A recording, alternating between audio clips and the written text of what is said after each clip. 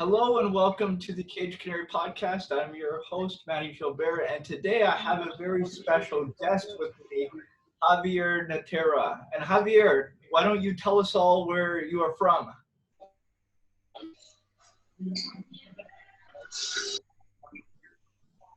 Hey, Mahdi, nice to be here with you. I'm from Guadalajara, Mexico. And how does one get into magic in Guadalajara? What was your first experience with magic? Is magic on TV there? Actually, my first experience I cannot remember because since my mom told me that since I was like 2 years old, I always wanted to be a magician. So I don't really know who I saw, what I saw, but I remember that I always played to be a magician. Then I got many like here in like bookstores. You can get like books in Spanish, like for kids, like really simple, Yeah. magic books. But and also like supermarkets and everything, you can get like this magic kits, and so that's how I started. And when I was 8 years old, an aunt gave me some magic tricks that they were more like professional. And she told me, hey, there's a magic store here in Guadalajara, like downtown. That's the place that I went to. That's how I got started. But yeah, but since like the beginning, there were like many famous magicians on TV, like Mexican magicians like Chen Kai. Also, Uri Geller was really famous here in Mexico. Like, And Yuri Geller speaks Spanish or no? I think he speaks a little bit, and I know that Mexican president. This was around the 70s, I 80s. remember reading that. I remember reading that he came to Mexico and he met with the Mexican president, and he had something going on with the Mexican president's wife, if I remember Mhm. correctly.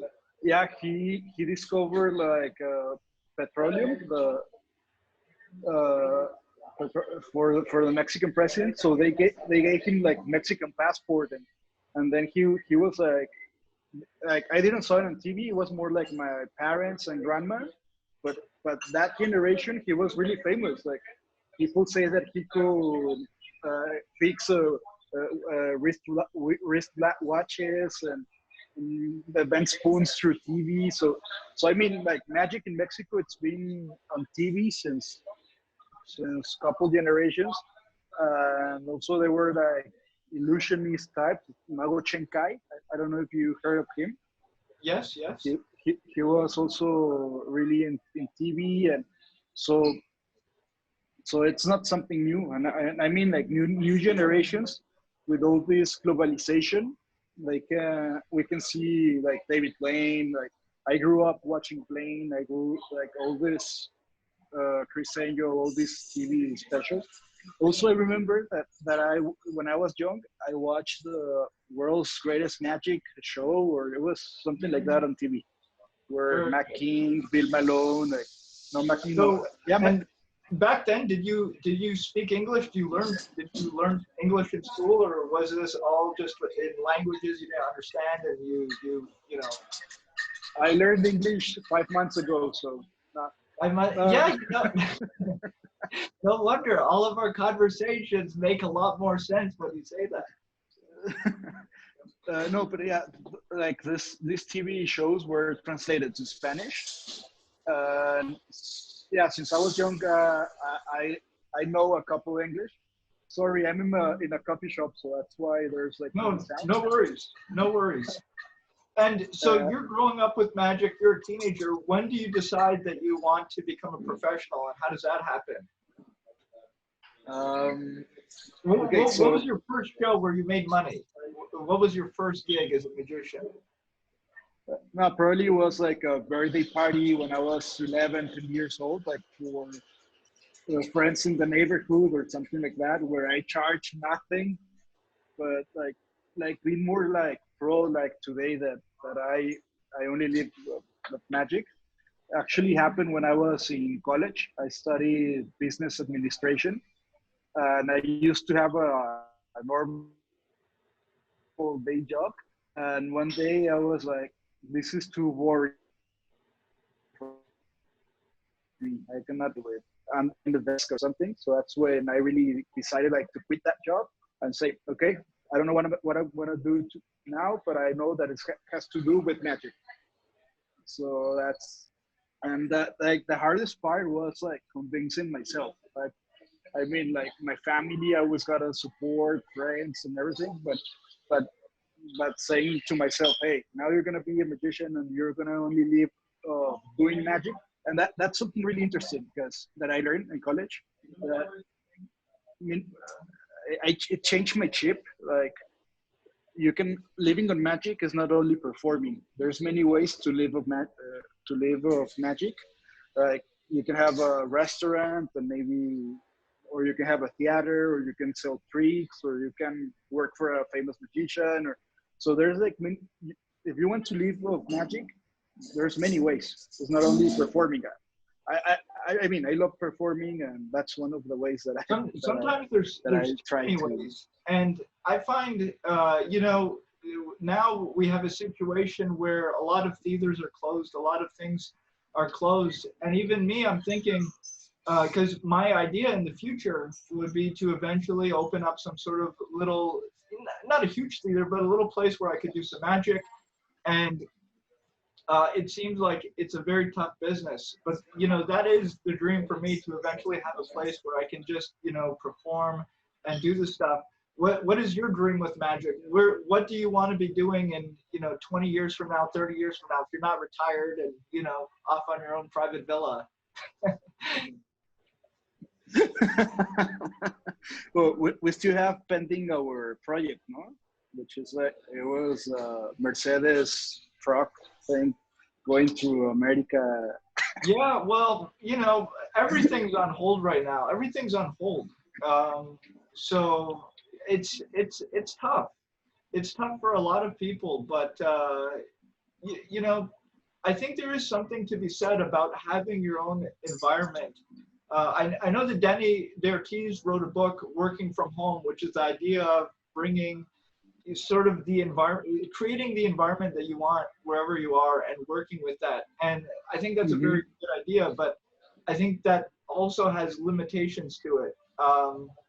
You know, Yeah, and because you know now everything's gonna change. Like, I mean, where you perform is complete. Like each place gonna be different. Also, in every country there's gonna be like different things. I mean, some countries are more open right now than others to certain things. But yeah. But so thinking, let me ask you. I was watching a documentary on Netflix. I think it was called The Life of Walter Mercado. Have you heard of him? Do you know who he is? Mucho amor. Mucho amor. Amor. Yeah, that's it. And so he was an astrologist. I'm assuming he was also very famous in Mexico, even though he's from Puerto Rico. And so to help people understand, the media that you guys get in Mexico in terms of television, is that shared around, is most of it produced in Mexico, or is it produced in South America? Is it produced in all the Spanish-speaking world and shared? How does that work for your television and movies and music? Well, here in Mexico, it's really famous telenovelas. So we are like the Hollywood or the Bollywood of telenovelas, which means we produce amounts of this like TV series. I don't know if you have heard or watch a telenovela. So it's like we have a really big company which is called Televisa, which is the one that produces the telenovelas. But yeah, most of the like the TV that we watch is produced here, or maybe in the US, but like Telemundo or like in Miami, Los Angeles. But yeah, and also something interesting is like all the translations for the movies are made in Mexico. So like, you know, that in Spanish, there's certain different words or certain accents between Peru, Argentina, Chile. and the movies are translated here, most of them, and also the TV shows. So like, so we have like many famous shows that are more famous in Brazil or Argentina, like the Chavo del Ocho or something. And they know many of our slangs or words. And everything so it works out like that, because I know here, you know, we have a lot of television that's produced in the UK, for example, and people in North America generally complain they have trouble understanding the British accent. Do you guys have trouble understanding, you know, the accent from Argentina, where I think they speak a little bit faster, or any difference in Spain? Or is it just you guys can understand more or less? No, we can really understand. It's more like the slang, like slang words, but with the context, you can really understand. I guess it's more like like American and British, no? Or maybe Australian. Well, when I was in Australia, McDonald's, it was called Macos or something like that. Nothing to do with it. So if you speak Spanish, you can, and if you only speak Spanish, you can work in all of Latin America. You can work in Spain and all those places. And so, are there a lot of magicians who travel around from these different countries, or do they? You know, I know that it's harder to go across the ocean from Spain, and it's the same. A lot of the South American magicians don't often travel to Europe. How does that work? Yeah, actually, before I've been more times to Spain. That I don't know Argentina. Like the most south that I have been in America is to Colombia. Because for Mexicans, it's really expensive to go to, and the amount of hours of travel is mostly the same that going to Europe. So, but yeah, there's magicians that they travel. There's like also a couple years ago, Illusionist had a tour, like a Latin tour, which they book a Mexican magician, and maybe I think that also an Argentinian, and they were traveling around Latin America. But yeah.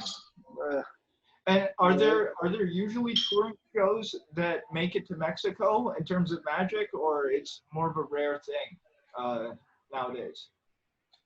Well, nowadays it's really rare. No, but I think yeah, it's like really rare everywhere, to be honest, just because the cost. You know, I see some of these guys, good friends of mine, and to travel, they have to pay thousands of dollars to ship their, you know, illusions to a different country or wherever. So unless you're, you know, unless you have that big brand and you can, you know, fill a theater and you're traveling around in your truck and whatever, it is financially impossible for most musicians to be touring these days. Yeah, here in Guadalajara, we had a couple of times David Copperfield. Okay. Like the last time was with Portal, which was like many years ago, many years ago. Also, we had Illusionist, and with the translation, it was cool. And yeah, we have had a couple of shows, like big shows from other countries, but. And how do people, what have people in Mexico been exposed to in terms of magic? Do they see magic as something really cool? Do they see it as something that's boring? Are they afraid of it? Are they, you know, what is the feeling of the general public towards magicians and magic? I think that in general is something cool. It's something which, like, here we're only, I think in general terms, Mexicans are only exposed to a certain type of magic, which is like the one that you see on TV, which is like big illusions or maybe a party magician, but they are not exposed like to having a close-up magic show or this type of things that you and I do. So for me, it's been a hard thing because you have to break like this paradigmas. But yeah, but in general, but also it's a great opportunity, to show them something new. how about with the internet?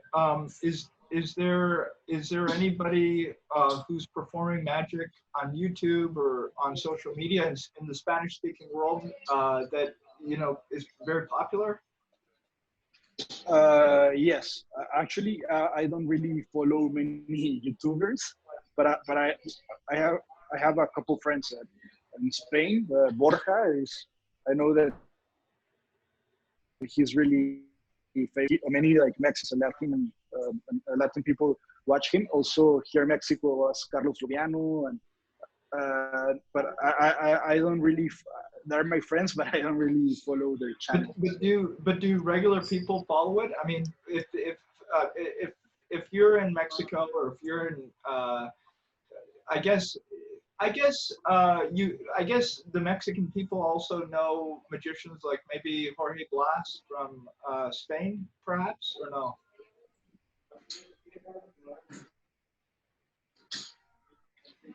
No, Jorge Blas is not really known here.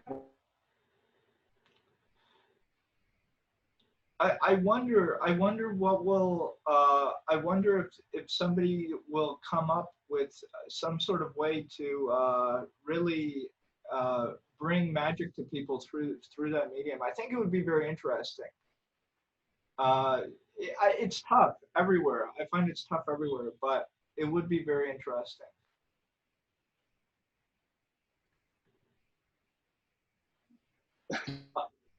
Oh, I think we had a little bit of a lag. Are you still there? No, I'm still here. Yeah, yeah. Okay. You froze a little bit, but I'm still here. Okay. Anyways, I was just thinking it was interesting because we've seen the radio used for magic in interesting ways. We've seen TV. I think that's done magic. Some people who have really revolutionized it. Darren Brown, David Blaine, David Berglas. You have people who have come in and really created very special things for TV in terms of magic. Really, but for me personally, I haven't really seen that in the internet. I see a lot of people doing magic on YouTube, on Instagram, on Snapchat, on all the social media, but it's never been like really revolutionary yet. So I wonder when it will happen, and it's been giving me a lot of thoughts towards this interactive magic that we're doing more these days through the camera, through Zoom, through these different things. Because a lot of these tricks, even I'm reading a book now by Miguel Gomez, and it has some self-working tricks in it. Tricks that I usually wouldn't really do, because when you're with an audience, it's sort of, you don't feel like in the mood of just doing some self-working tricks. But now with this, we can do magic through the camera, do magic where we're giving instructions to people so that they're doing the magic in their own hands, in their own homes. How do you see that developing? Do you think that's something that's going to grow, or how do you feel about that? So we just got cut out, but we are back, and we were talking about self-working magic. I was asking about if you're exploring new material now that we're doing magic through these mediums. I myself, I'm doing a lot more magic. I'm reading a book by Miguel Gomez, and there's a very simple piece of magic in it, very simple card trick where, the spectator finds the 4 aces. And usually I'd be like, because you're with the audience and you don't have that much time to show them magic. You want to show them your strongest magic, and most of the strong magic usually involves very hands-on technique. Usually with technique, you can make the magic stronger, more visual, more direct. But I'm reading this and I'm like, oh wow, this is really cool. And I'm trying this stuff out on camera with people, and it's very fun. What are your thoughts on this? Are you exploring new areas in your magic? Yes. First, my thoughts, it's actually, I'm really glad in a way that magic has evolved like on internet, like in this type of shows. Because at the beginning, what we only saw was like really visual things, no? Maybe a Rubik's Cube that it solved, or appearing something, or changing a card. And then with all this, in a couple of months, like many people started to go the opposite way, which was magic happening in the other side of the screen, no? Like really interactive. So in a way, I'm exploring like both sides, no? And I always think that it's really important to find the right equilibrium or the intersection between them. Like, because now I see that many magicians only tend to do magic for like interactive magic, which I love and I do. And one of the books that I had since many years ago was Verbal Magic from Fanta Maris. And in a couple months, I bought all the Jim Steinmeyer's the impossibilities. Yeah, puzzle build. Yeah, Puzzle build. I can't say. Yeah. Puzzle build. I'm only missing the last book, the white one, which I'm trying to get it. But yeah, it's been really interesting to explore this type of magic that happens on both sides, no? Yeah, no, I found it interesting. I mean, I myself am doing more of that. I'm doing a combination where, you know, I'm doing some of my regular magic and some of it is interactive. But I just find that with this, the engagement is key because you're with somebody live. You know, we could create something really nice. We could create, you know, like a TV show quality type thing and just send it out to people. It's pre-recorded. It's like a TV show. But this allows us to do something which we're not used to doing. And so I think it's also cool for a lot of magicians who are usually just performing for the audience and they're not interacting really with the audience in meaningful ways. This, I feel like it's connecting people with their audience, and hopefully they can get used to that because it makes the magic and, you know, that connection so much stronger. And I have 2 points. One, it's that I have heard that many people say, this is something new. And it's not something new. You can watch Max Mavens, no? Or you can watch Tamariz, and also many magicians in the UK. I think Paul Daniels used to have something also to radio. And so it's, first of all, it's not something new. It's something that it's again, or more people are doing it. And another key point that I have about it is that we have to, it's more of talking about the method. We have to search how to people not feel that it's like a cooking recipe, which is like steps, no? We have to really make it really smooth. I mean, that's like because many of the tricks that I have watched are like, take 4 cards, deal them, cut them for, so it feels like a cooking recipe, which instead of something. Well, I think that's the hardest part, to be quite honest, because even me, you know, when I read Verbal Magic, Juan Tamariz's book, his style of performing and the stuff he says is so different than what I would say. So it's impossible for me to really just copy the script. I have to really sit down and think about it and be like, okay, what can I do that makes sense with me? What can I say to get them to take all these actions? You know, he talks about astrology and, you know, the emotions and all this stuff. And it's like, that's very great. It works for him, but we don't all have the same personality. So what I find is to keep it engaging, you really have to script it and make it resonate for you and find it. It's sort of also interesting because even myself, I'm finding my own style through challenging myself in this way, just finding, you know, what can I say that makes sense with my character. So I found that very interesting for me personally. Yes.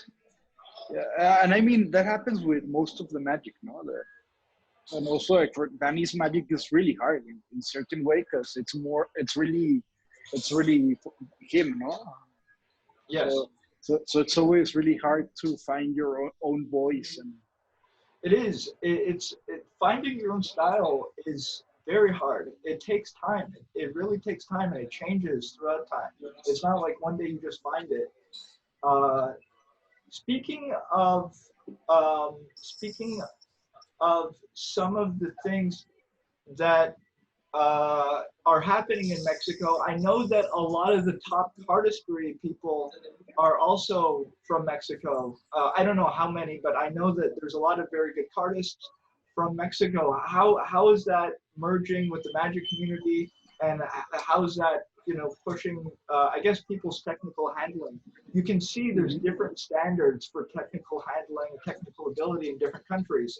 But I find in Mexico, a lot of the people are very hands-on. They're very into, you know, doing sleight of hand, doing technique. What have you seen because of that? Yeah, about the cardistry guys, it's like a collective group of, and actually there are many friends are in. Actually, all the group is they're really close friends. They're called Mano Santa, and it's really interesting group because basically it's what you're saying. It's like a merge between magicians and also cardist guys. And in a way they are really different because some of the cardist guys, they do not perform any magic, they only do their moves. But there's also these magicians which they approach and it's been really lucrative because in a way for me I'm also understanding what is cardistry, and what I see is that it's only people shuffling and they don't care about performing. No, it's more shuffle by shuffle, and they care more about movements. And having magicians inside this group, they show this part of showmanship, or how to expose and not be like close, be more like this. So it's been interesting. And also I think we're really lucky because in general Mexican magicians is that we are really close to the US. So whatever happens in the US, we want to have it, no? In not only magic, but also that apports to us, like to the Mexican magic, all the technique, no? Like Marlo, Larry Jennings, Vernon, all this type of technique. But also we're really lucky because we speak Spanish. And then we have this Spanish way of thinking, the La Escuela Mágica Madrid way of thinking. So like, I feel really lucky, and what I try is to take the good things of every school of thought or every style and try to make it one. Yeah, I find that too, because I find the more that you're exposed to different, I guess you would call them allied arts, things that are not magic, but you know, like a brother or sister of magic. You have juggling, you have, you know, cardistry, you have all these, you have mind reading. You have, right now I'm doing not a course, but there's a Facebook group with Luke Germain where he's teaching the tarot deck. And I thought, wow, this is really fascinating. He has it in his show, he does a tarot deck. And, you know, it has really nothing to do with the type of magic that I'm usually performing, but I'm seeing how he's turning this experience into, you know, something that people can watch as part of a theatrical experience. I just find it fascinating. I don't know, you know, what I'm going to do with it, but I just love exposing myself to this stuff. And you've been instrumental in also bringing that to Mexico through your conference that you had, your convention that you had, Tapalpa. And I remember the year that I came, and I would love to come back, you know, when this whole thing is over. But the year that I came, you had Jan Frisch there, and Jan Frisch did his lecture, which is not a magic lecture. I personally wouldn't call it a magic lecture, but it was one of the most fascinating lectures I've ever seen in my life. Why don't you talk about talk about that, and then talk about your conference? Tell us the story. Okay, so yeah, but basically, first I'm gonna say that now I understand why you watch Walter Mercado documento, because well, I watch it for better reasons. Well, you know, one of the things, honestly, also the costumes, everything, the theatricality of it, I really just enjoyed it. It made me think, like, you know, no matter who you are and what you're doing, if you do it in a unique way, you can have an amazing market. And it's just inspiring to see this guy who really, you know, he has a weird mix of backgrounds, but he's able to create something that everybody loves. So it's interesting. So yeah, so Now I imagine you with the cape of Walter I, Mercado. it's coming. It's coming. Awesome. So yeah, about Tapalpa. So basically, Tapalpa was an idea that happened like 8, 9 years ago. And basically, what I wanted, it was here in Mexico, we have magic conventions as we know them. Like you go, there's dealers, there's a contest, there's like normal magic conventions as we usually know them. And at that time, I was really like into. I don't know if it sounds strange, but I was really into tamariz. Well, no, a lot of people are. No, a lot of people are. I mean, you really Yeah. suck you in when you discover Wantamariz. You just want to learn all the Wantamariz magic. I mean, I do that with many magicians, where you spend a year or 2 years just reading all their stuff, and you're only doing their magic. So that's totally understandable. So yeah, so I heard that Juan had the Escorial, no, which it was. Uh, in that point, I didn't went to Escorial, so I didn't. The only things that I knew was from people that I heard stories that Juan put some topics. It's only a couple people. Escorial is a small town near Madrid, so it was like the whole concept of Escorial. I was in love with it. So I was friend already with Dani, and I remember that we were in Las Vegas in a magic convention called IMX, which was 2012, yeah. And we went to have food with Howard Campbell. That's the day I met him. With Armando Lucero, also I met him that day. Dani, Enrique, another Mexican friend, and myself. So the five of us, we went to this place. Howard has a really cool story about the place. But like when we were having food, I told them that I really wanted to do a type of Escorial in Mexico. And then he said, so let's do it next year. And I was like, yeah, but no one knows me in Mexico, which artists, who we invite. And he said, okay, Armando, next year, March, are you free? Yes, Howard, you come. And, and yeah, and I'll be there. So basically, that's how the idea and how the push started. And I remember there was probably that was in May, and on like October of that year, we launched all the publicity, everything. One of my closest friends has a small hotel up in the mountains in Tapalpa, which is like a small town, which is only like for 50, maximum 60 people. So I booked the hotel. I already had Armando Lucero, I had Dani, I had Howard. Um, Yeah, they I mean, helped me to promote, and I that's how thought it it was started. incredible when I went there, because I had never been, I've been to, quite a few conventions throughout the years, but for me it Uh-huh. was a really cool experience of both coming to Guadalajara and then going to Tapalpa, and I had never been to a place like that. And so for the people who haven't been there, Tapalpa is a very small convention, and as you say, it takes place in I guess we call it a villa resort, and Mm-hmm. everyone's together.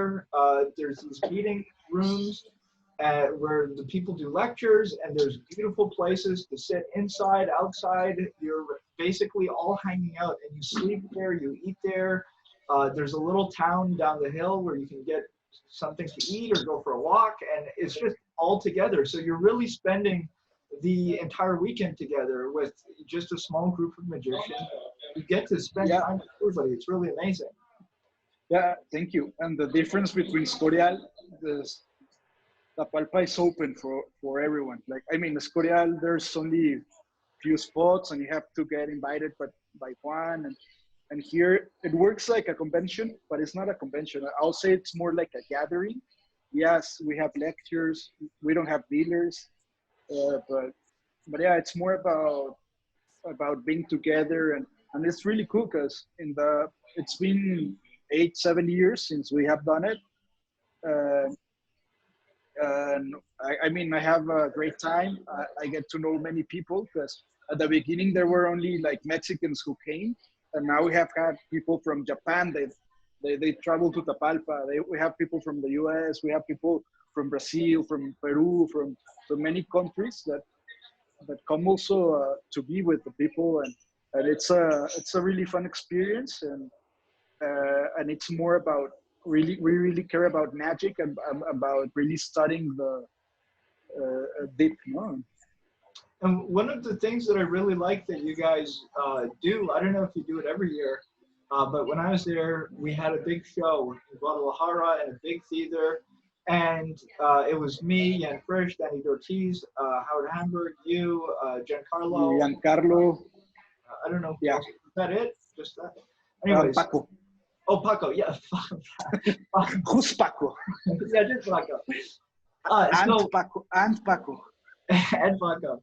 And we did a show there, and I thought it was such a great experience for everybody because usually at conventions there's gala shows and stuff like that, but it's for the magicians, and magicians are a completely different audience than regular people. So I thought, what a great thing for the magicians to be able to do their show in front of the public, and the magicians who are coming to the conference also being able to attend that and see that, so they can really get a sense of what the show is, because it's a totally different thing, I think, when you're performing for magicians and you're performing for regular people.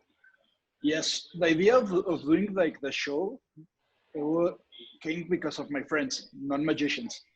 So they were like, hey, Javier, you're organizing this thing and only for magicians? Like, I mean, you have really cool magicians that come from many parts of the world, and so why you don't do a show for audience? So that's basically why the idea came out.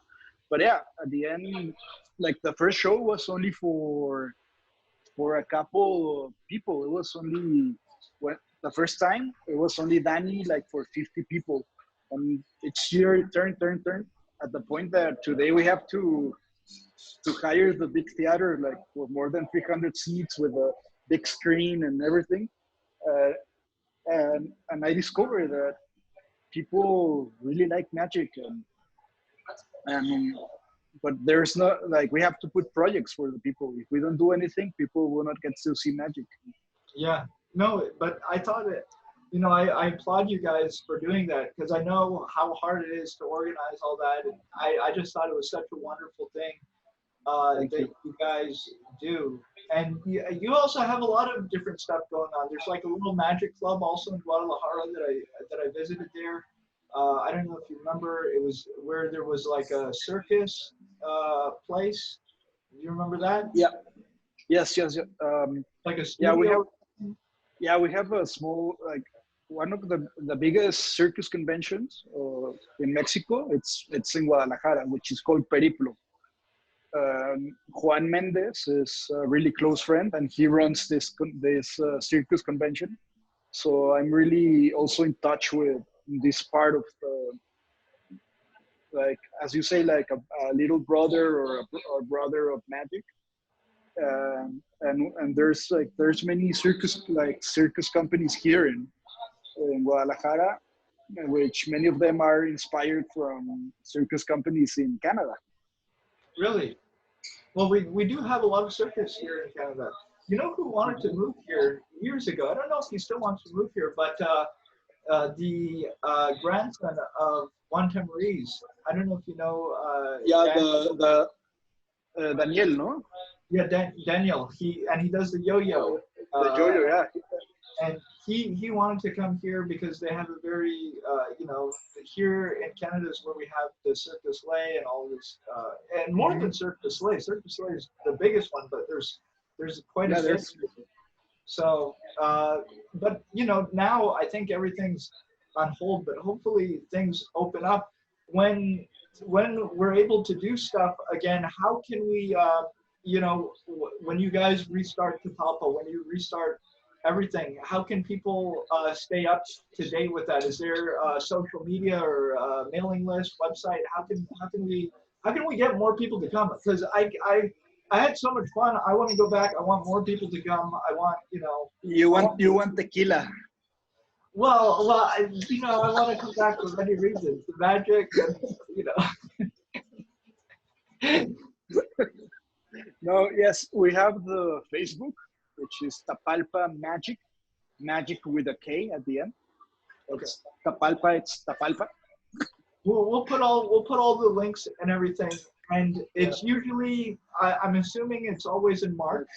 March, yeah, around March. So March. maybe it'll be possible for next year. We're not sure yet, but I think we're all gonna hope. We're crossing the fingers, no? But yeah.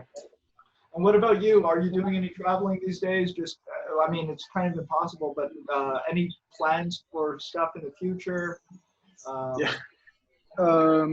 Yeah, well, right here I'm stuck. Actually, like also another of my works is that I work for Dani DaOrtiz. I work in GrupoKaps, and right now Mexicans cannot go to Europe, so nobody can. Well, I think I don't know though. I don't want to travel right now.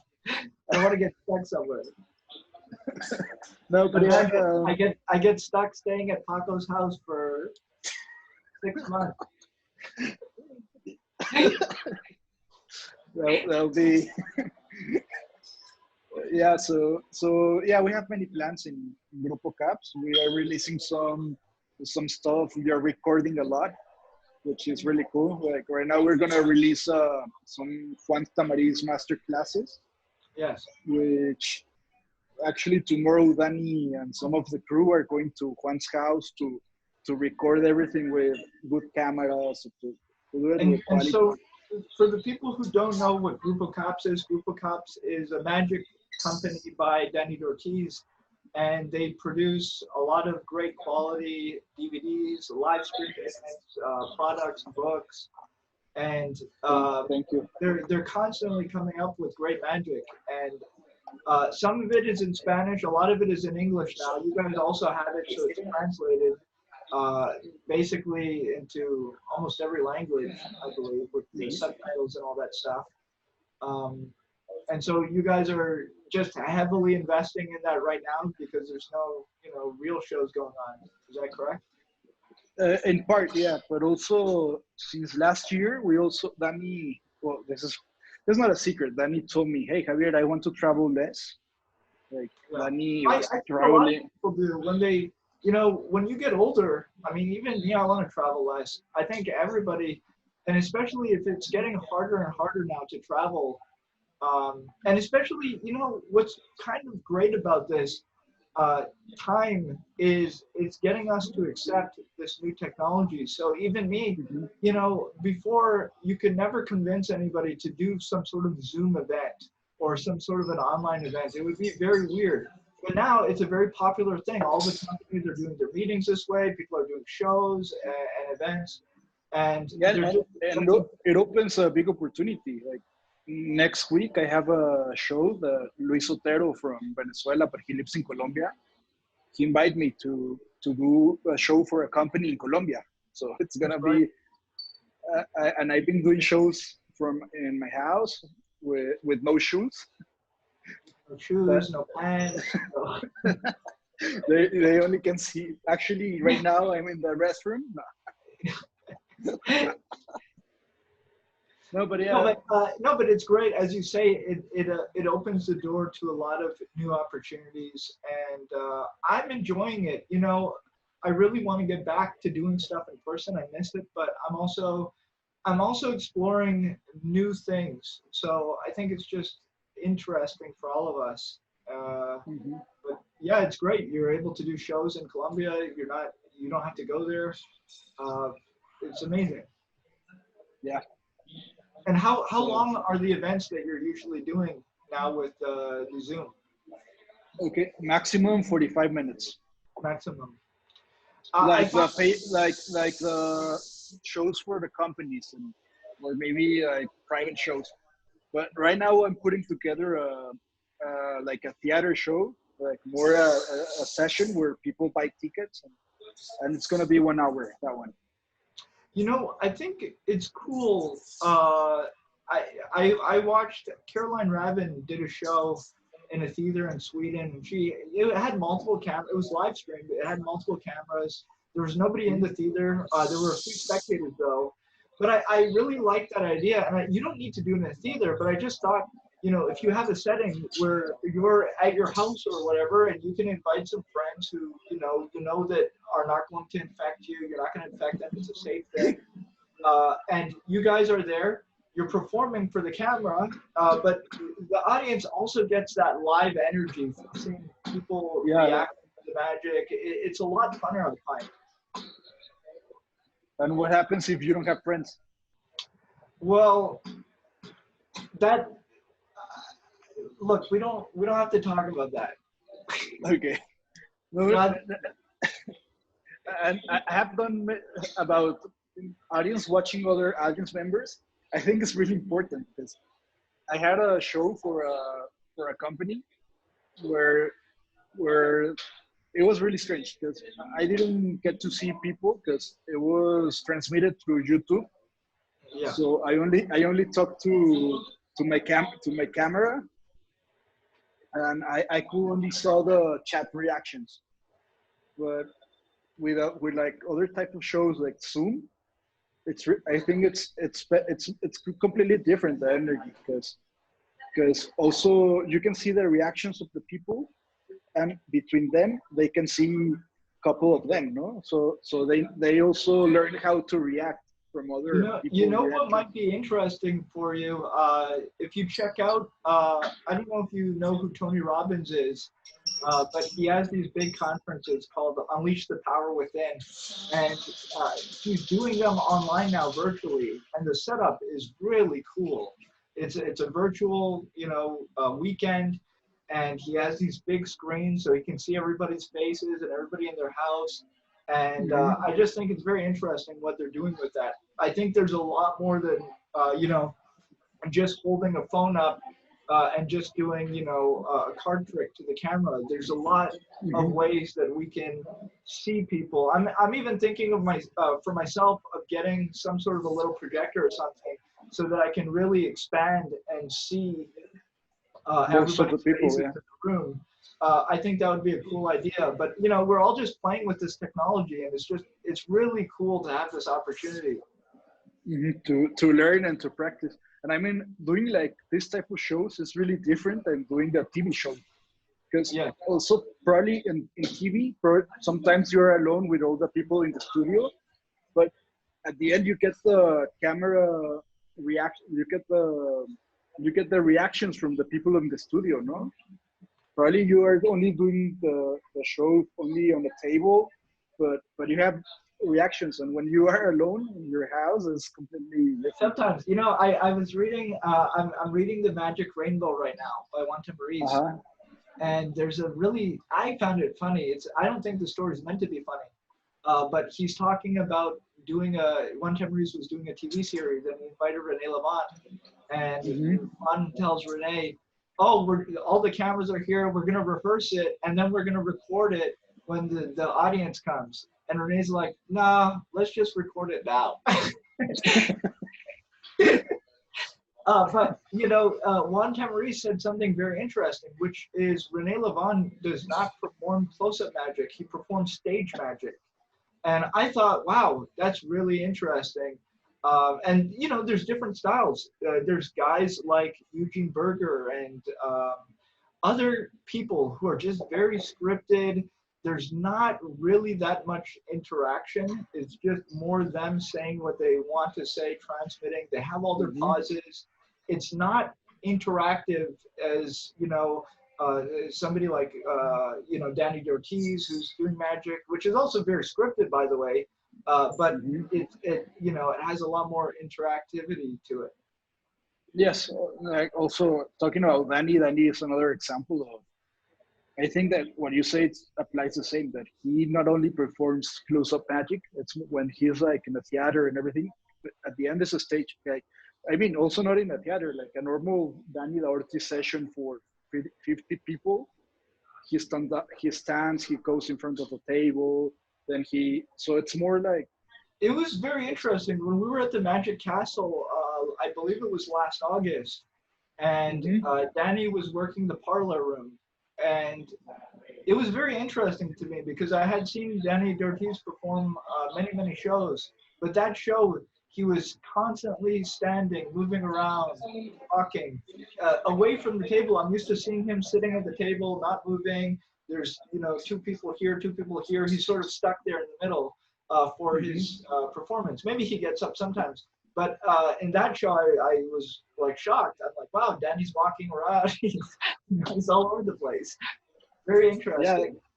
Yeah, and for example, that's something that happened because that we have been going to the castle the last 2 years, probably. Or no, the last year we have been 2 times. So I don't remember, but that invitation to the castle to do the Peller Theater, it came because of Max Maven watching Dani in before Tapalpa here in Guadalajara.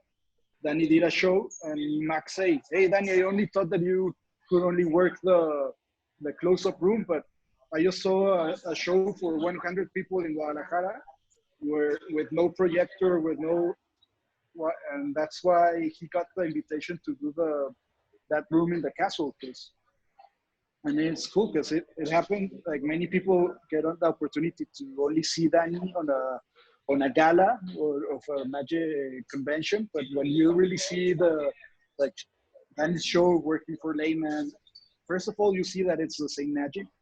People also they blow away, but also you get to see a different Dani, no? Which is cool, I guess. Yeah, no, I thought it was very cool. Okay, let's wrap up for today. Do you have any questions that you want to ask me? Any last minute questions? Anything that you would like to ask while we're here together? When can we meet again?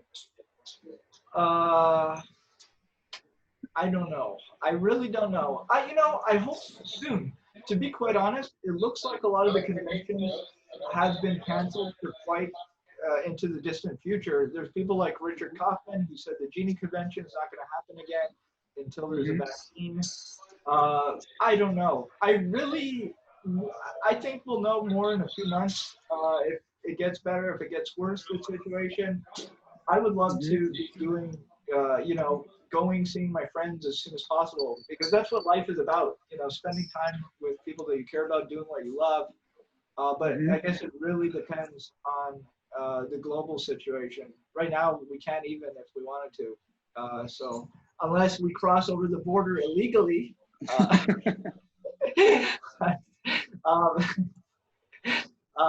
we're probably not going to be doing that. But I hope it's going to be soon. And we're going to put all the links down below so that people can find out about Tapalpa. I want more people to come. I want to, I want it to become a well-known thing. I think it's such a great convention. I would recommend it before so many other conventions that I've been to.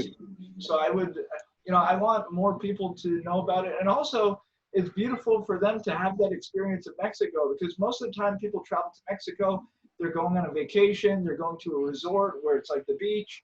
This is a totally different experience. You're really, in Mexico, and you're not, you're with magicians, and it's a different type of magic. It's a different way of thinking, different exposure to different culture experiences. So I think it's very good for people to come. Thank you. I know guys like Howard. Howard has been so overwhelmed by the experience, he just sometimes starts singing in Spanish. So it's a really life-changing experience. No, but it's a really fun experience. So I want to get more people to come. Yeah, I think that's all for today. Did you have fun? A lot of fun, and it was a pleasure talking to you. And pleasure talking to you. This is the first time I'm doing an interview with somebody, but hopefully I can do more with some other people, because you know it's really interesting to get people's thoughts on magic and their experience. Today, I wanted to focus more on Mexico, but I would love to have you back in the future. I don't know when, but we can talk about any other topic or whatever. I really enjoyed it. Thank you so much, Mahdi, and I send you a really big hug. Mucho Mucho amor.